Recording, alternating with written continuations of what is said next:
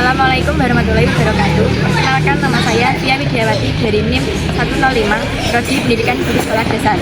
Saya akan melakukan wawancara dengan guru SD Negeri Jongke untuk memenuhi tugas mata kuliah Pendidikan Karakter dengan dosen pengampu Hilda. Baik, Assalamualaikum, selamat siang. Sebelumnya saya ini sedang bersama narasumber kita hari ini dengan Bu Lasmiati. Iya. Beliau ini adalah guru dari SD Negeri Jongke. Guru kelas berapa nggih, Kelas Ibu? 4. Maaf Ibu mengganggu waktunya. Iya. Izin mewawancarai terkait pendidikan karakter di sekolah dasar ini. Itu bagaimana nggih Bu caranya agar membentuk karakter siswa itu menjadi karakter yang positif dan bertanggung jawab. Soalnya kan anak zaman sekarang itu susah diatur begitu nggih Bu? Iya, betul sekali. Memang Mbak, anak zaman sekarang kan beda dengan anak zaman yang dulu nggih. Kalau zaman dulu itu anaknya itu mudah diatur, manut lah kasarnya. Lah kalau anak sekarang itu dikandani malah bantah.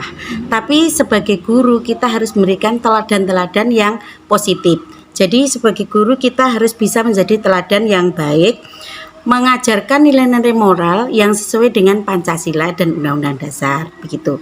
Selain itu juga bisa harus mengembangkan sikap-sikap positif yang ada pada guru ditularkan pada siswa, sehingga siswa bisa meniru gitu ya, meniru sikapnya guru itu. Jadi seorang guru itu harus kasarannya kalau orang Jawa ngomong digugu dan ditiru. Jadi apa yang dilakukan oleh guru biasanya anak itu meniru guru tersebut gitu.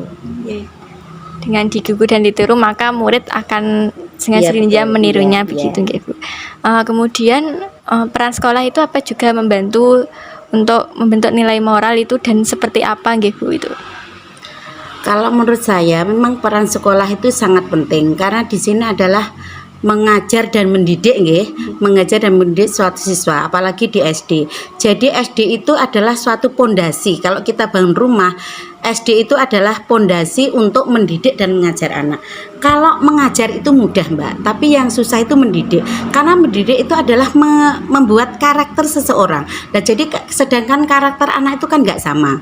Kita harus tahu salah satu dari mereka semua. Sedangkan anaknya kan banyak. Jadi kita juga harus melajari karakter-karakter anak-anak tersebut gitu.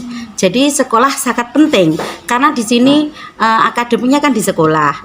Memang kalau di rumah itu waktunya lebih banyak, tapi biasanya anak-anak itu kalau di rumah itu tidak nurut dengan orang tua, malah nurutnya di sekolah seperti itu. Jadi menurut saya pendidikan karakter itu lebih penting di sekolahan, itu sangat mendukung sekali karena anak-anak mengenyam pendidikannya di sekolah. Lalu apakah ada kontribusi atau kerjasama dengan orang tua siswa gitu Bu? Mungkin dengan pertemuan dengan wali murid atau diskusi tentang cara mendidik atau membentuk karakter siswa tersebut. Harus Mbak, itu kalau di pendidikan khususnya itu kita harus memang selalu kerjasama dengan wali murid, karena kalau kita hanya kerjasama dengan murid saja nggak bisa. Jadi antara sekolah, guru, murid dan wali murid itu harus ada kerjasama yang erat. Kita bisa lewat buku penghubung atau bimbingan konseling. Jadi kalau ada istilahnya anak yang ada anak yang nakal lah ya. Kalau zaman sekarang kan masalah bullying dan lain-lain itu yang lagi maraknya begitu. Itu kita bisa manggil orang tua. Jadi orang tua itu juga harus ikut berperan aktif di dalam sekolah, dalam pendidikan. Karena kita nggak bisa jalan Mbak kalau nggak orang tua ikut serta. Karena apa? Karena waktu paling banyak itu kan di rumah, bukan di sekolah. Jadi antara orang tua dan guru, murid sendiri dan sekolah kita harus saling bekerja sama begitu. Supaya tidak terjadi miskomunikasi nggih Bu. Lalu tantangannya itu apa saja nggih Bu dalam membentuk karakter siswa? Soalnya kan tadi yang seperti Ibu bilang, siswa sekarang itu nakal-nakal dan susah diatur gitu. Tantangannya mungkin apa saja selain nakal dan... Kalau menurut saya memang anak sekarang gimana ya Mbak, itu pengaruh lingkungan yang berat. Nah, pengaruh lingkungan terus ada juga karena dari pihak keluarga sendiri begitu. Jadi keluarga itu adalah peran terpenting bagi saya keluarga itu adalah peran terpenting, karena kita nggak bisa menyalahkan secara langsung kepada anak. Kadang anak itu berbuat seperti itu, contohnya nggih, anak itu nakal karena kurang perhatian, itu kadang dari orang tuanya itu ada broken home atau gimana, seperti itu contohnya, seperti ya, ada masalah sedikit dah. Karena anak itu tahu orang tua seperti itu, akhirnya dia itu berusaha mencari perhatian atau gimana, akhirnya dia lampiaskan di sekolah atau di luar rumah dengan perbuatan yang tidak kita inginkan, contohnya begitu. Jadi sekarang kita tahu bahwasanya banyak sekali anak-anak sekolah yang berbuat yang gimana ya, tidak selayaknya anak sekolah lah. Contohnya nggih, nakal, terus contohnya bisa saja mengambil barang orang lain, kan ngoten nggih, di sekolah. Terus bullying, itu bullying itu aslinya itu anak itu kurang perhatian dari orang tua atau keluarga, akhirnya dia melampiaskan kekesalannya itu di temennya begitu. Nah, bullying itu sendiri nanti kasihan yang dibully kan Mbak, yang dibully itu kan akhirnya bisa down. Nah, itu ya agak-agak susah juga sih ya, yang mengatasi anak-anak yang seperti itu ya. Mungkin butuh ekstra kesabaran untuk Ya, mendidik betul sekali. gitu, nggih. Jadi untuk jadi guru tuh Mbak memang harus sabar nggih. Tapi kalau zaman sekarang menghadapi masalah Mbak Jan luar biasa, anak-anak sekarang itu berani sama gurunya. Karena gini Mbak, sebetulnya kita tuh sudah didik karakter, didik sopan santun gitu. Tapi gimana ya?